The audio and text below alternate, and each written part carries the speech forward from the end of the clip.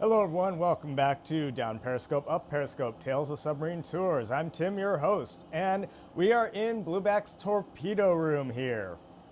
Now, I originally intended to sort of append this to the end of Rick Nolt's story on the Bonefish Fire in 1988, but I figured, you know what, it kind of deserves its own video as well, or its own episode, so that's what we're going to do here.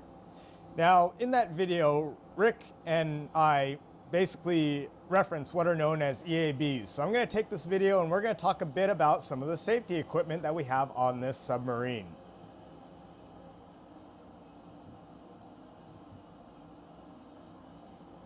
Now, whenever you have a fire on a submarine, basically your first priority is to get the emergency equipment out and to get breathable oxygen.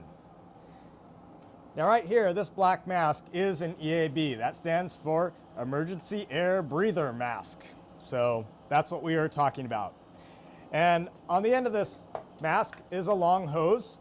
And in every single compartment and almost every room in this submarine are these red oxygen manifolds. So you're going to take the end of this hose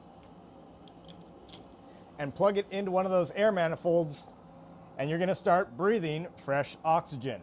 That's how you get air.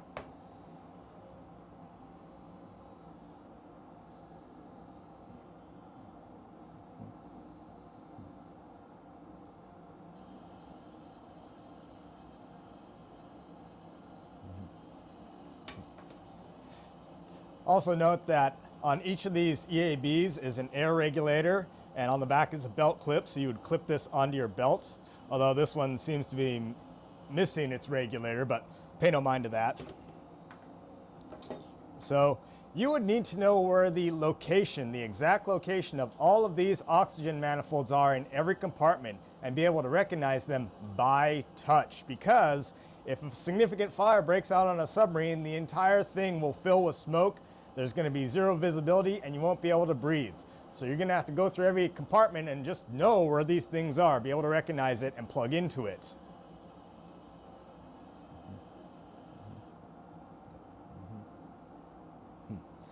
Now, obviously, you are effectively tethered to this manifold by this hose wearing this mask, which means if you need to go anywhere else on this submarine, then what you're going to have to do is basically take a deep breath from this mask. You will then unplug and run to wherever you have to go and plug back in to the next manifold. That's how it's going to work.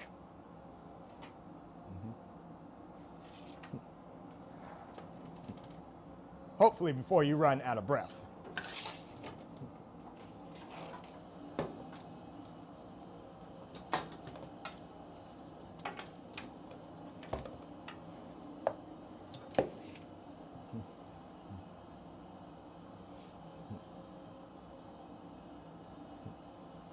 Now, Rick mentioned in his interview how the belt clip on his mask actually got stuck on his clothes as he tried to escape the submarine. So basically he had thrown the mask off and the belt got stuck, and he was trying to make that 25-foot climb up the sail of the submarine, but it kind of hindered his escape, albeit briefly.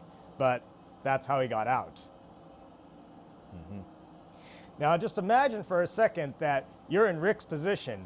You're probably panicked, you can't see anything, you can't breathe, and you're trying to feel your way for the rungs of the ladder, right, as you climb up 25 feet.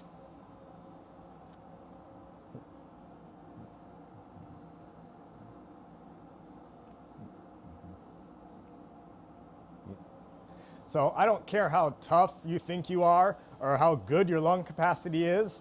This will be the most terrifying escape room you've ever done. Now, I'm in pretty decent shape myself, but even I could not make that climb up the sail while holding my breath and not choking on the smoke.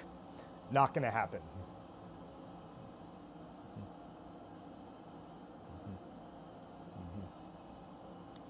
Now, submarine crews will sometimes do activities called like EAB or Damage Control Olympics, where they're going to assemble at one end of the submarine, either in groups or maybe it's by department.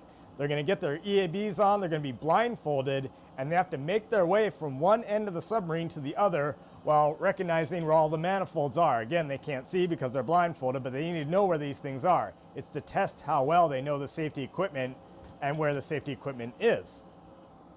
Mm-hmm. Yep. Mm-hmm. So other events in the damage control Olympics could be like maybe rolling up fire hoses or plugging imaginary leaks, doing simulated damage control exercises like that. Mm-hmm.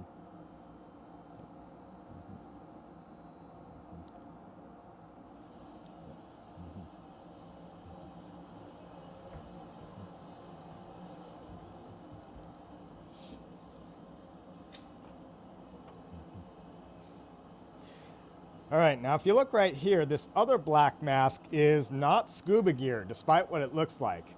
This is an oxygen breathing apparatus, or OBA. Essentially, it's a kind of closed circuit rebreather. Unlike the EABs, like that right there, this is a portable oxygen mask, and so you can put this on and move around without having to plug into the air manifolds. Now, inside that bag right there is a green canister that's filled with potassium superoxide. That will scrub out the carbon dioxide and it'll create oxygen as you breathe into it. At the base of that is a sodium chlorate candle which creates oxygen upon startup because the canister has to reach an appropriate temperature before it starts to work. The reaction of the potassium superoxide with the moisture in your breath is exothermic. This means the canister in the bag will get very hot and you'll need thick gloves just to handle it after it's been used. The air bladders along the side of it, right there, will cool the air mixture before it goes into the mask up there. That way you're not going to be breathing a lung full of hot air. But in any case, it's better than choking on caustic smoke as the submarine burns around you. Now, reportedly, this OBA will give you about 1 hour of breathable oxygen before it runs out. Now, in the early 2000s, the Navy began replacing these things with the self-contained breathing apparatus that firefighters basically use. Now, those are heavier and bulkier than an OBA because you're essentially strapping an oxygen tank onto your back. But they are cheaper and they do not produce hazardous waste, which was what comes out of that canister that you put in there.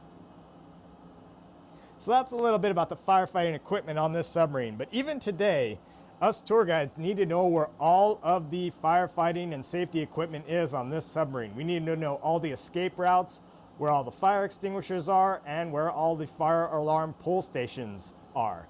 So fire is still very much a concern on Blueback, even though she is a museum ship. So if we're trapped here in the torpedo room with a fire blocking our exit, we're going out the forward escape trunk up there. That's how we are going to do it. All right, so that's a little bit about EABs, OBAs, and safety equipment on this submarine.